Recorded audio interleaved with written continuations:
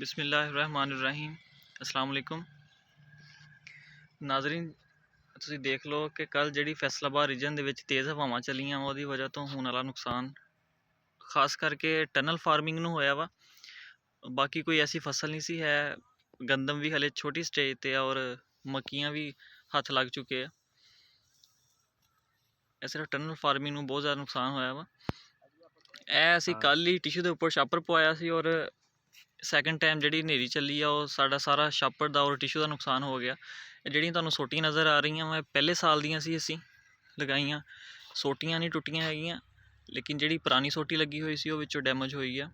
ਔਰ ਜਿੱਥੇ ਲੋਹੇ ਦੇ ਪਾਈਪ ਸੀ ਲਗਾਏ ਹੋਏ ਉੱਥੇ ਤਾਂ ਫਸਲ ਦਾ ਵੀ ਕਾਫੀ ਨੁਕਸਾਨ ਹੋਇਆ, ਕਿਉਂਕਿ ਰਾਤ ਸਾਰੀ ਸੈਕਿੰਡ ਟਾਈਮ ਹਨੇਰੀ ਆਈ ਹੈ ਤੇਜ਼ ਹਵਾ ਦੀ ਵਜ੍ਹਾ ਤੋਂ, ਔਰ ਪਾਈਪ ਜਿਹੜੇ ਆ ਫਸਲ ਦੇ ਉੱਪਰ ਸਾਰੀ ਰਾਤ ਪਏ ਰਹੇ ਆ।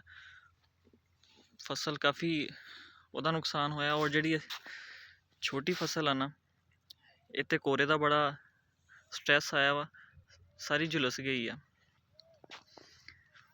ਇਹ ਜਿਹੜਾ ਤੁਹਾਨੂੰ 2 ਏਕੜ ਖੀਰਾ ਨਜ਼ਰ ਆ ਰਿਹਾ ਵਾ, ਇਹਦਾ ਟਿਸ਼ੂ ਬਚ ਗਿਆ ਵਾ। ਇਹਦੀ ਵਜ੍ਹਾ ਕਿ ਇਹਦੇ ਨਾਲ ਨਾ ਬੇਲਾਂ ਦੀ ਸਪੋਰਟ ਸੀ, ਸੱਜੇ ਖੱਬੇ ਜਿਹੜੀ ਬੇਲ ਸੀ ਉਹ ਕਾਫੀ ਉੱਪਰ ਤੱਕ ਵਧੀ ਹੋਈ ਸੀ। ਉਹਨੇ ਹਵਾ ਦੀ ਕ੍ਰਾਸਿੰਗ ਜਿਹੜੀ ਹੈ ਨਾ ਉਹਦੇ ਨਾਲ ਉਹ ਨੁਕਸਾਨ ਨਹੀਂ ਹੋਣ ਦਿੱਤਾ ਹੈਗਾ। ਬਾਕੀ ਸਾਰਾ ਹੀ ਨੁਕਸਾਨ ਹੋ ਗਿਆ।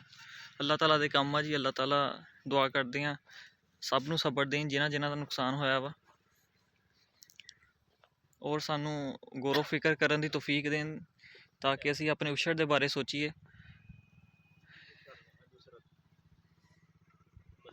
ਔਰ ਦੋਸਤਾਂ ਨੂੰ ਅਸੀਂ ਆਗਾਹ ਕਰਨਾ ਚਾਹੁੰਦੇ ਹਾਂ ਕਿ ਕੋਰਾ ਪੈ ਰਿਹਾ ਵਾ।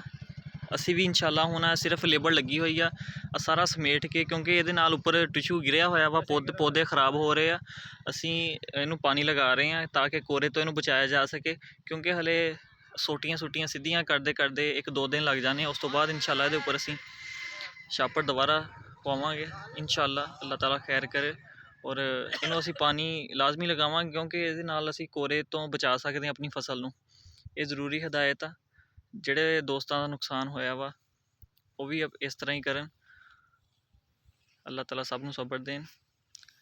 ਦੁਆਵਾਂ 'ਚ ਯਾਦ ਰੱਖਿਓ। अस्सलाम वालेकुम।